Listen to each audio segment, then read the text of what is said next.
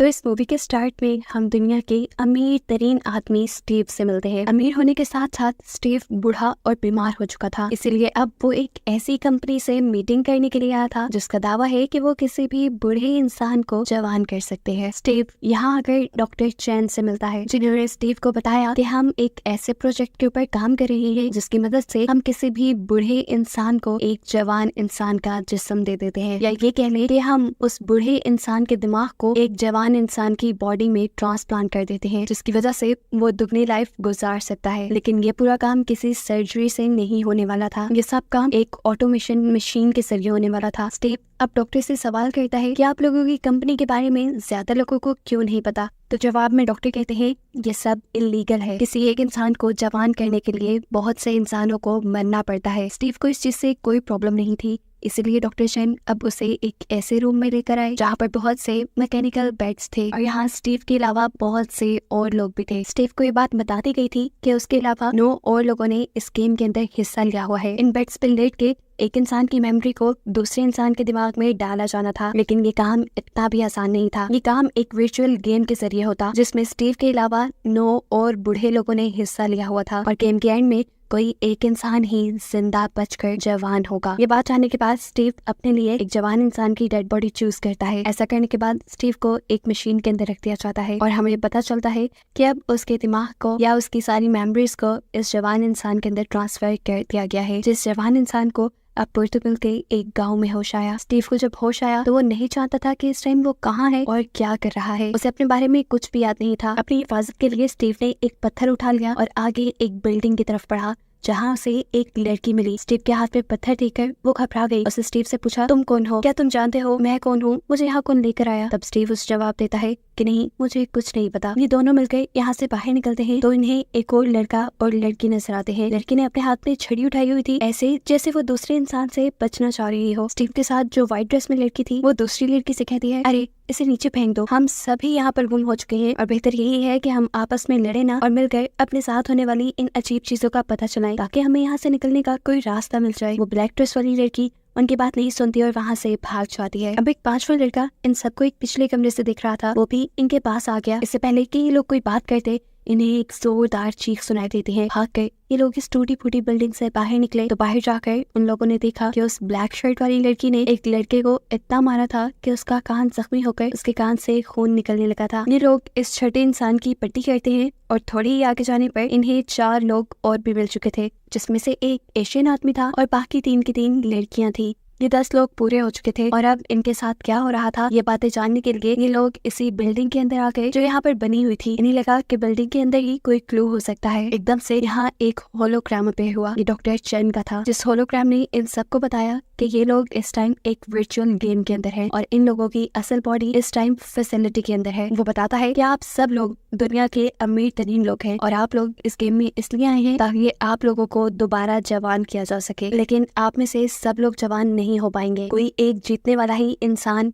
इन सब में जवान होगा और बाकी सब मर जाएंगे। अब डॉक्टर चैन यहाँ पर बहुत सारे होलोग्राम चलाते हैं उन 10 अमीर लोगों के जिन्होंने इस गेम में हिस्सा लिया था। इस होलोग्राम के साथ उन लोगों के नाम और उन लोगों की सारी पोजीशंस भी लिखी हुई थी कि वो कौन है, उन्होंने इस जिंदगी में क्या किया और कैसे पैसा कमाया। डॉक्टर चैन बताते हैं कि हर 1 घंटे बाद किसी एक को अपने ही किसी साथी को मारना पड़ेगा और वो उस साथी को तभी मार सकता है जब उसे पता हो कि इस बॉडी का असल मालिक कौन है। और अगर कोई ये जाने बगैर किसी दूसरे को मार देगा कि वो इंसान असल दुनिया में कौन था तो ऐसी सूरत में वो खुद भी मारा जाएगा। अब इस गेम में एक ट्विस्ट भी था। असल जिंदगी में ये 6 मर्द और 4 औरतें थी, जबकि यहाँ वर्चुअल गेम के अंदर 5 लड़कियां और 5 लड़के थे, यानी कोई एक लड़की ऐसी थी जो असली दुनिया में एक मर्द हो सकती थी। तो इन लोगों को ये गेम बहुत ही सोच समझ कर खेलनी थी। अगर 1 घंटे में इन लोगों ने अपने किसी साथी को ना मारा तो 1 घंटे बाद गेम खुद ब खुद किसी एक को मार देगी। अब डॉक्टर चैन का होलोग्राम यहाँ से गायब हो जाता है, जबकि सभी अमीर इंसानों के होलोग्राम यहाँ पे खड़े रहते हैं। ये लोग अब इस बिल्डिंग से बाहर निकलते हैं, देखते हैं कि बिल्डिंग के चारों तरफ बहुत बड़ी दीवार है। ये लोग इस दीवार को क्रॉस करके दूसरी तरफ जाने का फैसला करते हैं, लेकिन इससे पहले कि ये लोग कुछ भी करते स्टीव यहाँ पर एक लकड़ी उठाकर उस दीवार की तरफ फेंकता है, जिससे इन्हें मालूम होता है कि इस दीवार के चारों तरफ हाई वोल्टेज करंट छोड़ा गया है ताकि ये लोग यहाँ से भाग न सके। अब ये लोग फैसला करते हैं कि ये लोग आपस में किसी को नहीं मारेंगे, चुपचाप 1 घंटा गुजारेंगे और खुद ही गेम ने जिसको मारना होगा उसे मार देगी। यानी इन लोगों ने अपनी जिंदगी के फैसले किस्मत पे छोड़ दिए थे। स्टीव इन सबको मशवरा देता है कि हमें एक दूसरे से दूर रहना चाहिए ताकि हम एक दूसरे को मार न सके। स्टीव की बात मानते हुए एक व्हाइट ड्रेस वाली लड़की स्टीव के पीछे ही चली गई। वो उसे कहती है मैं तुम्हारे साथ लगूंगी लेकिन तुम्हें ज्यादा तंग नहीं करूंगी। ऐसे ही हमने देखा कि ये लोग 2-2 के ग्रुप में पड़ चुके थे। अब एक ग्रुप में जो 2 लड़कियां थी ये लोग आपस में बात करते हैं कि ये भी तो हो सकता है कि हम दोनों में से कोई एक असल जिंदगी में आदमी हो। अफ्रीकन लड़की दूसरी लड़की से कई ऐसे सवाल करती है जिनके जवाब सिर्फ लड़कियों को ही पता होते। जब उसके सामने वाली लड़की उसे इन सवालों के जवाब नहीं दे पाई तो वो जान गई कि असल में ये एक मर्द है। ये जानकर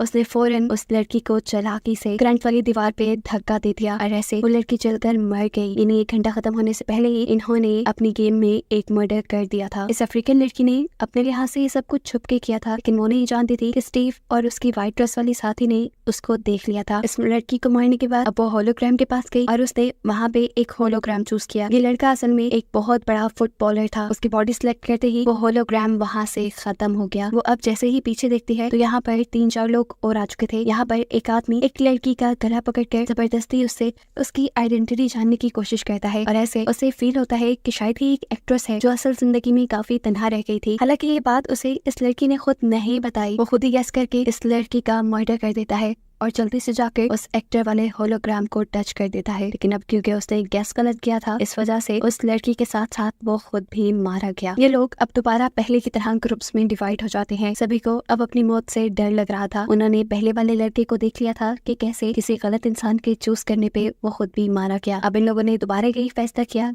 कि ये लोग सब कुछ गेम के ऊपर छोड़ देंगे कि गेम जिसको भी मारेगी वो अपनी किस्मत को कबूल करेगा और मर जाएगा। ये लोग वापस बाहर आ जाते हैं और किसी टेक्निकल खराबी की वजह से हमें पता चलता है कि स्टीव गेम में सो गया। उसकी आंख फैसिलिटी के अंदर खुलती है। डॉक्टर चेन उससे माफी मांगते हैं और कहते हैं किसी टेक्निकल खराबी की वजह से आप गेम से बाहर आ गए हैं लेकिन कुछ ही देर में आप गेम के अंदर होंगे। स्टीव डॉक्टर चेन से सवाल करता है क्या वो सब सच में हो रहा है? तो डॉक्टर चेन कहते हैं जल्दी आपको इसका जवाब मिल जाएगा। और थोड़ी ही देर बाद स्टीव को दोबारा गेम के अंदर होश आता है। होश आने से पहले वो कुछ बड़बड़ा रहा था जो सुनकर उसकी साथी लड़की उसे मारने के लिए तैयार खड़ी हो गई। शायद उसने अपनी आइडेंटिटी उस लड़की को बता दी थी इससे पहले कि वो लड़की उसे मारकर अपना असली चेहरा दिखा देती। स्टीव होश में आ गया और स्टीव ने ये सब भांप भी लिया। स्टीव अपना सेल्फ डिफेंस करते हुए वहाँ से पीछे पीछे मुड़ता रहा लेकिन अब वो लड़की स्टीव को मारने के लिए आगे आगे बढ़ रही थी। ऐसे में स्टीव ने अपनी जान बचाने के लिए अपनी करीब पड़ी हुई लकड़ी से उस लड़की के ऊपर हमला कर दिया जो लकड़ी उसकी आंख में लग गई और ऐसे गलती से वो लड़की एक गड्ढे में गिरकर मर गई। ये देखकर स्टीव घबरा गया क्योंकि वो ये नहीं जानता था कि मरने वाली लड़की असली दुनिया में कौन है और अगर वो सही होलोग्राम चूज ना करता तो खुद भी मर जाता। डरता हुआ वो अब होलोग्राम वाले रूम तक जाता है। स्टीव होलोग्राम टच करते हुए घबरा रहा था लेकिन उसने बहुत सोच समझकर अब एक्ट्रेस वाला होलोग्राम टच किया तो उसका अंदाजा बिल्कुल सही निकला और ऐसे उसकी जान बच गई। वो अब इस होलोग्राम वाले रूम से बाहर ही निकल रहा था कि तभी उसे वो अफ्रीकन लड़की नजर आई।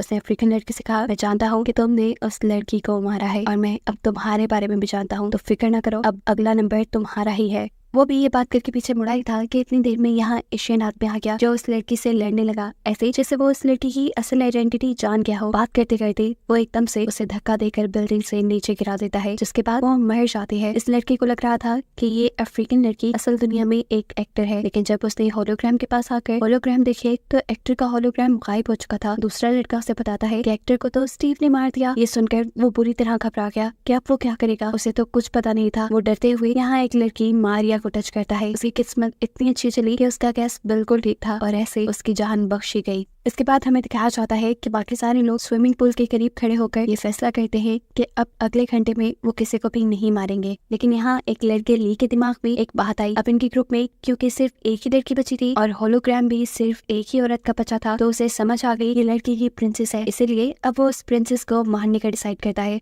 प्रिंसेस भी उसकी अजीब सी नजरें भाग गई इसीलिए वो अपनी जान बचाकर भागने लगी। उसका पीछा करते करते ली एक बिल्डिंग में आ जाता है। वो प्रिंसेस बिल्डिंग में छुपी हुई थी और एकदम से प्रिंसेस ने उसके ऊपर गन पॉइंट कर दी। अब सोचने वाली बात है कि प्रिंसेस के पास गन कहाँ से आई। असल में ये प्रिंसेस जानती थी कि अगर ये गेम है तो यहाँ पर कोई ना कोई बोनस जरूर होगा और इस गेम में बोनस थे भी जो बाकी सबने नहीं ढूंढे, सिर्फ उसी ने ढूंढे और उसे ये गन मिल गई। इससे पहले के लिए प्रिंसेस को मार देता, प्रिंसेस उसकी टांग में गोली मारकर उससे उसका नाम पूछती है लेकिन वो लड़का से कुछ नहीं बताता। इसीलिए अब प्रिंसेस स्टीव को मारने के लिए चाहती है क्योंकि कहीं ना कहीं उन्हें स्टीव की आइडेंटिटी पता चल चुकी थी। स्टीव ने यहाँ पर 2 लोगों की जान बचाई थी और ऐसे इन्हें पता चल गया था कि असल जिंदगी में वो एक अच्छा इंसान है और किसी बड़ी पोस्ट पे है। उसके यहाँ से जाते ही वो लड़का जिसके ऊपर प्रिंसेस ने गोली चलाई थी वो उस बिल्डिंग की छत से कूदकर अपनी जान दे देता है। यहाँ प्रिंसेस जो स्टीव तक पहुँचना चाह रही थी एकदम से उसके ऊपर पीछे से किसी दूसरे लड़के ने हमला कर दिया। उसने प्रिंसेस के हाथ से प्रिंसेस की गन छीन ली, लेकिन उसे मालूम हुआ कि इस गन में सिर्फ एक ही गोली थी। प्रिंसेस जो अब नीचे बैठी हुई थी उसके डर से मौके का फायदा उठाते हुए वो अपने पास पड़े हुए एक रॉड से उस लड़के के ऊपर हमला करके अपनी जान बचाती है। वो लड़का अभी मरा नहीं था, बस जख्मी हुआ था। उसके चीखने की आवाज सुनकर स्टीव और गेम में मौजूद आखिरी लड़का जो कि एक फाइटर है वो भी यहाँ आ गया। स्टीव अपनी जान बचाने के लिए जल्दी से जमीन पे पड़ी हुई गन उठाकर उस लड़के के ऊपर पॉइंट कर देता है, लेकिन गन में तो गोलियां है ही नहीं। ये देखकर वो हंसने लगा। उस दूसरे लड़के ने प्रिंसेस से कहा, चलो एक डील करते हैं, हम इन दोनों को मार देते हैं और फिर गेम खुद ही चूज कर लेगा कि हम दोनों में से किसको जिंदा रहना है। ये सुनकर स्टीव डर गया और वहाँ से भागने लगा। वो लड़का भी अब स्टीव का पीछा कर रहा था। तंग आकर स्टीव उससे बचने के लिए गन को स्विमिंग पूल में फेंक देता है और फिर वहीं गिरी पड़ी हुई एक टूटी हुई बोतल के जरिए उसे चकमा देते हुए मार डालता है। इसके बाद वो होलोग्राम रूम की तरफ बढ़ा क्योंकि अब उसे मरने वाले आदमी की असल आइडेंटिटी को टच करना था। इससे पहले कि वो होलोग्राम रूम तक पहुंचता हमने देखा कि जिस लड़के के ऊपर प्रिंसेस ने हमला किया था वो लड़का भी मर गया और प्रिंसेस ने जाकर उसका होलोग्राम टच किया। यहाँ पर प्रिंसेस का भी गैस बिल्कुल ठीक था। वो एक रशियन आदमी था जिसके होलोग्राम पर प्रिंसेस ने टच किया था और अब बस यहाँ 3 होलोग्राम ही बचे थे, जिसमें से एक स्टीव का अपना था, एक लड़की का था। तो जाहिर सी बात थी तीसरा होलोग्राम अब वो था जिसे स्टीव ने मारा था। अब स्टीव उस होलोग्राम को टच कर लेता है और फिर बाहर आकर प्रिंसेस से मिलता है। वो प्रिंसेस से कहता है हमें ये आखिरी घंटे एक साथ गुजारने चाहिए, हो सकता है कि गेम हम दोनों में से किसी एक को चूज करके खुद ही मार दे। तब प्रिंसेस कहती है हाँ, लेकिन उससे पहले हमें फाइटर को मारना होगा। स्टीव उसे ये बात नहीं बताता कि वो फाइटर को पहले ही मार चुका है। वो उसे भी फाइटर की तरह ही चकमा देकर टूटी हुई बोतल के जरिए मार देता है और ऐसे आखिर वो प्रिंसेस भी मर गई, जिसके बाद एक बचा हुआ आदमी यानी स्टीव इस गेम को जीत गया और अब असल जिंदगी में वो जवान हो जाता। गेम खत्म हो चुकी थी और हमने देखा कि स्टीव अपने एक जवान जिस्म के साथ असली दुनिया में आ गया। अपने आप को जवान देखकर स्टीव इतना खुश था कि वो डॉक्टर चेन को इस कंपनी को चलाने के लिए एक बहुत बड़ी फंडिंग भी देता है। जिसके बाद मूवी गैंग में दिखाया जाता है कि डॉक्टर चेन और भी बहुत से बूढ़े लोगों को इस गेम के बारे में बता रहे थे और यही दिखाते हुए ये कहानी यहाँ खत्म हो जाती है।